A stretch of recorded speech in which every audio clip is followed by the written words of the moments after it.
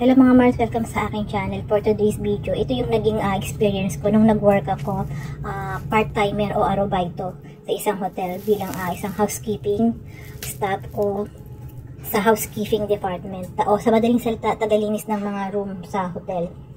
So yan, nag-work ako part-timer lang, short-term job o short-time job lang siya.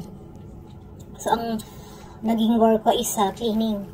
So, sa hotel na napasukan ko, ang style nila o sistema nila is may dalawang assigned job na ibibigay sa iyo. Pwede kang mailagay sa bed making o sa cleaning. So, pag na-assign ka sa bed making, ang gagawin mo lang is nakapokus ka lang sa paglilinis ng mga bed. And then, ikaw yung magpapalit ng mga bedsheet, ng mga pillowcase at mag-aayos ng bed. So, bed making ka lang. Tapos yung isa naman is pag nailagay ka sa cleaning, ikaw ang maglilinis ng sa CR. O kasama dyan yung paglilinis ng mga bathtub, ng mga toilet bowl, ng mga sink, at paglilinis ng mga floor, ng mga wall niya. At kasama rin din yung pagbabacuum hanggang sa loob ng room. Yung buong room na yun, ikaw ang magbabacuum. Ikaw rin magpapalit ng mga toiletries at ikaw din yung magpapalit ng mga towel, ng kung ano-ano mga kailangan. Ayusin mo yung mga kailangan sa loob ng room, ikaw ang magre-refill at magpapalit, maglalagay ng mga new stock. So, kasama yun sa naging trabaho ko. So, ang oras niya is nag-start ng 9 AM hanggang mga 3 PM ng hapon. Minsan umaabot ng 4 PM ng hapon kapag busy. Kapag hindi naman busy, minsan 2 to 2:30, yan, pinapauwi na kami pag hindi siya busy.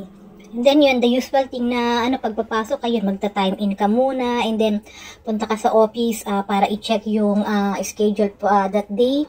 May signboard sila doon, nakalagay ang mga name ng staff na on duty that day at andon yung mga room na kailangan linisin, kung ilang room, kung saang floor ka naka-assign. So, yun ang kailangan i-check first day in the morning, and then kailangan i-gather, i-prepare mo yung mga gamit na kakailanganin sa paglilinis. So, yung kailangan, katulad ng mga toiletries na pang-refill, yung mga ganyan, mga toothbrush, yung mga maliliit na kung ano-ano, toothbrush, cotton buds, mga ganon.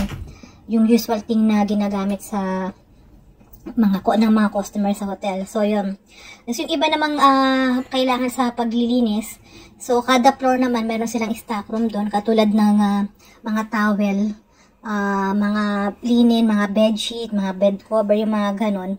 Kada floor naman, andon, meron silang place doon na stock room na doon mo nakukunin. So, hindi ka na kailangan na magbitbit ng kung ano-ano. So, yung pagdating sa ganun, madali lang naman. Kasi kada floor, merong place doon na pwede mong pagguhaan at ng mga iba pang kailangan sa paglilinis. And then, syempre, after na matapos mo yung mga assigned room na naka-assign sa'yo para linisin that day, kailangan mo rin ligpitin lahat ng mga pinaggamitan nyo, linisin, itapon yung mga basura yan sa kanilang basurahan designated place na mga basura yan. Kasama yun sa assigned job. Hindi mo basta iiwan lang dun. So, yung mga gamit mo is kailangan mong ilagay sa kung saan siya dapat ilagay. And then yun, bago mag-start yung work sa umaga, may meeting na, short meeting yun.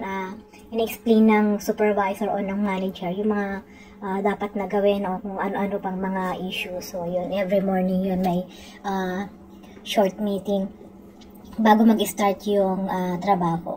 So, yun, dahil short time nga lang yung arubaito lang ako doon, mga 1 month lang mahigit ang tinagal ko doon. At saka, hindi ko masyado rin na nagustuhan dahil medyo ang bagal ko, tas ang style ng kanilang sahod is hindi siya per hour, per room na malilinis mo. So, parang talo ako kasi medyo ang bagal ko maglinis. Kaya, parang hindi rin ako nagtagal. Dahil hindi siya, ang bigayan nila is hindi per hour, per room na malilinis mo. So, kung mabilis ka, okay. At saka pag naka-assign ka sa bed making, parang mas okay yun sa akin eh.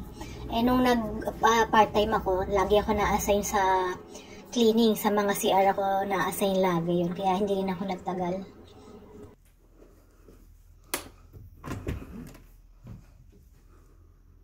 So, yun nga guys, ang naging working experience ko bilang arubaito o part-timer sa isang hotel bilang isang housekeeping staff o tagalinis ng mga kwarto sa hotel. So, yun, arubaito lang siya.